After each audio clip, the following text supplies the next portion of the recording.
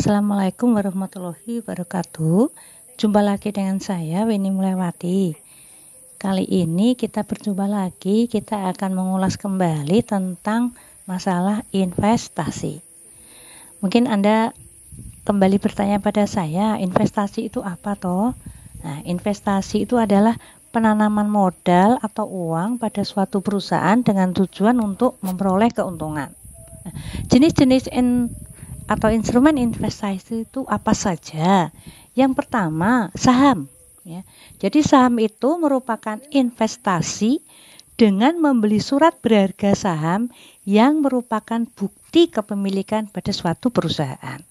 Nanti kita akan mendapat keuntungan berupa kalau kita menjual kembali, kita bisa mendapatkan capital gain. Ya, tapi kalau kita tidak menjual kembali, saham itu tetap kita miliki, habis rapat umum pemegang saham, kita bisa mendapatkan namanya dividen. Itu yang pertama. Yang kedua, deposito.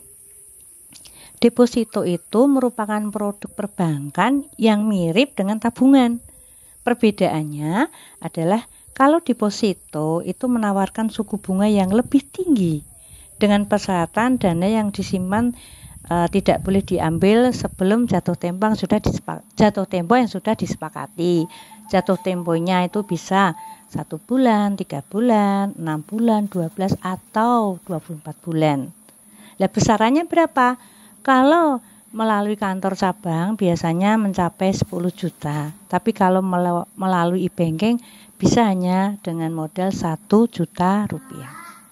Ya.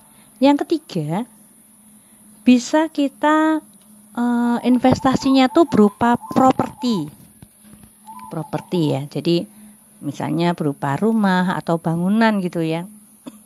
Properti ini bisa dilakukan dengan membeli suatu hunian ya, baik itu berupa apartemen maupun rumah. Nah, keuntungannya apa? Keuntungannya ya, rumah itu kan bisa kita jual kembali. Ya, kita jual lagi atau mungkin bisa kita sewakan. Modal yang harus kita miliki berapa? Ya, misalnya hunian rumah tipe sederhana, tipe kecil, misalnya harga di kisaran 300 juta.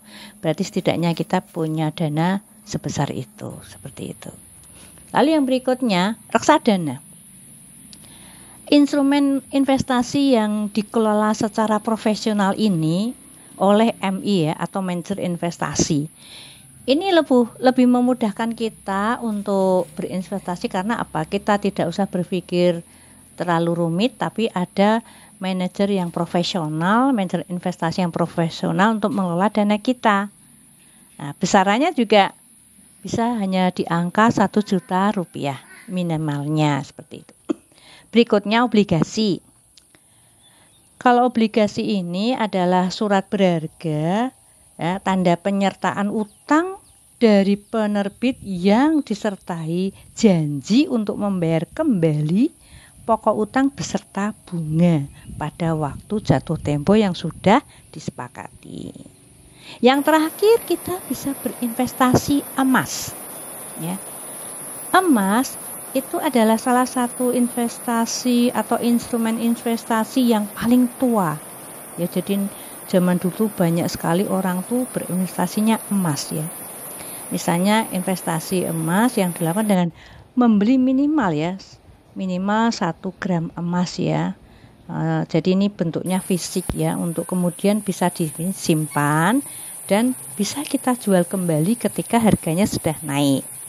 Dan sebaiknya kalau emas jangan yang perhiasan ya, sebaiknya yang batang atau yang logam mulia, yang emas murni seperti itu. Nah, modal yang kita serahkan, kita investkan setidaknya berapa? Ya setidaknya seharga 1 gram emas itu.